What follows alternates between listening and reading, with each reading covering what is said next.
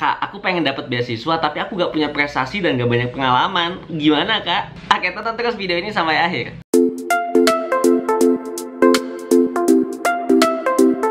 Halo guys, balik lagi bersama aku Fauzi di channel Jejak Zamzami. Thank you banget buat teman-teman semuanya yang udah selalu nonton video-video aku. Dan buat teman-teman semuanya yang belum nonton, jangan lupa untuk tonton. Dan jangan lupa juga untuk like, comment, share, dan juga subscribe biar aku makin semangat untuk bikin video buat teman-teman semuanya. Nah, dari kemarin-kemarin aku baca di beberapa komentar video aku, itu banyak banget yang nanya kayak, Kak, aku tuh nggak punya prestasi, aku nggak punya pengalaman, kira-kira aku bisa gak sih dapetin beasiswa? Jawabannya adalah bisa.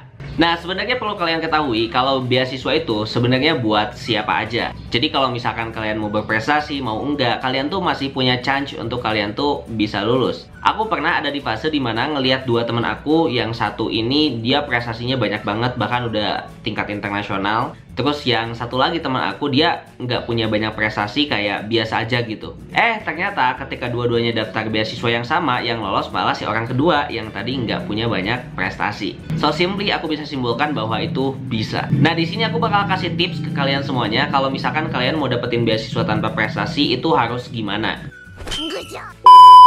Yang paling pertama adalah kalian harus cari informasi beasiswa sebanyak-banyaknya. Khususnya kalian juga harus tahu kuota per beasiswa itu berapa. Karena ini bakal lebih meyakinkan teman-teman ketika misalkan kuotanya itu banyak, berarti chance teman-teman juga lebih gede. Tapi kalau misalkan kuotanya dikit, chance teman-teman mungkin bakalan lebih dikit juga. Nah, dan kalau misalkan kalian itu nggak punya banyak prestasi, coba deh kalian cari beasiswanya yang misalkan fokusnya itu ke akademiknya, atau ke nilai-nilainya, atau ke hal-hal lain yang itu tuh menjadi kelebihannya teman-teman gitu. Karena nggak semua beasiswa itu dia tuh butuh prestasi yang lu harus internasional, lu harus juara satu, lu harus ikut ini, ikut itu. Nggak semuanya kayak gitu, guys. What?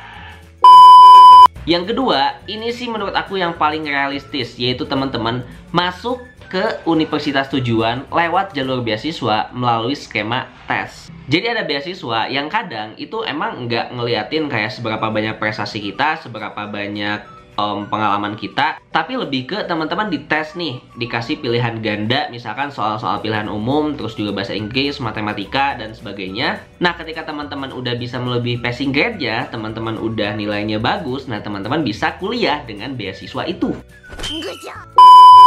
Yang ketiga, asah bakat teman-teman yang unik. Nah, dalam artian kan kayak gini ya, teman-teman itu kan nggak punya prestasi nih, misal teman-teman nggak punya pengalaman banyak.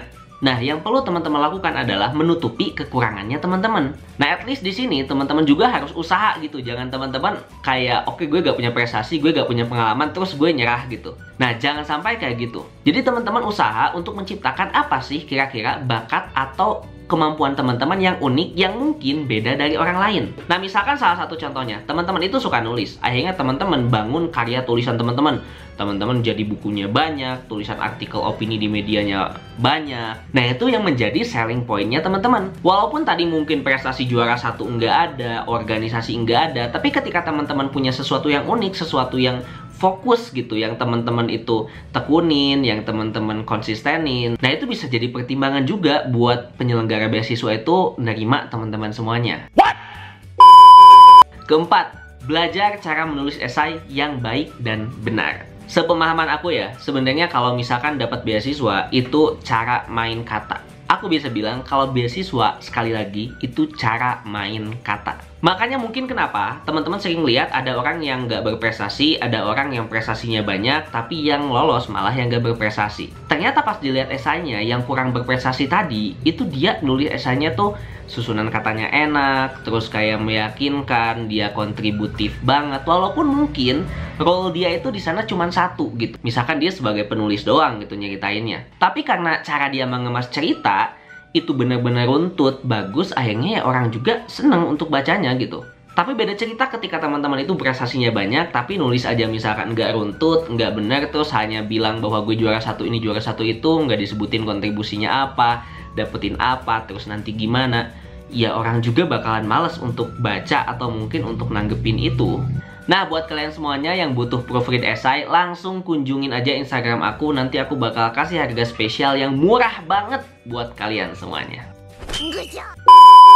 Kelima, ini yang paling penting banget, yaitu pahami visi misi beasiswanya dan coba menyesuaikan diri. Kalau misal visi misi beasiswanya adalah mereka itu condong ke orang-orang yang kepemimpinan, coba menyesuaikan diri teman-teman ikutan beberapa organisasi yang memang berfokus pada kepemimpinan. Emang harus ada usahanya dulu gitu guys. Dengan teman-teman itu bisa menyesuaikan, orang-orang itu bakal langsung kayak klik sama teman-teman gitu.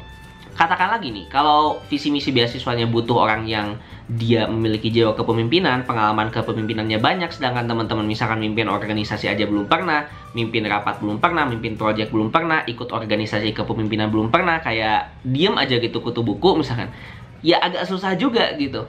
Karena kita harus menyesuaikan visi misinya juga. Sama aja misalkan ketika kita diajak kerja sama orang. Kalau misalkan value si orang ini tuh, oh ternyata sama kayak kita. Oh ternyata yang kita junjung tuh sama. Nah akhirnya kan kliknya tuh gampang gitu untuk pembuatan si project itu. Jadi make sure paham visi misinya dan coba sesuaikan diri teman-teman ke dalam visi misi itu. Nah dan yang paling terakhir adalah mau gak mau teman-teman ikut beasiswa KIP. Nah kan mostly kalau misalkan beasiswa KIP itu memang persyaratannya itu nilai-nilai aja gitu. Jadi nggak yang terlalu teman-teman harus banyak prestasi, harus ini, harus itu gitu. Jadi kalau teman-teman mau dapat beasiswa dan tanpa jalur prestasi, ya KIP bisa menjadi salah satu jawabannya. Nah itu dulu aja dari aku. Thank you banget buat teman-teman semuanya yang udah nonton. Nah kalian kira-kira mau bahas apa lagi nih terkait tips kuliah dan beasiswa dari aku? Kalau misalkan ada saran, coba langsung komentar di bawah. Thank you so much buat teman-teman semuanya. See you next time guys. Jangan lupa subscribe. Goodbye.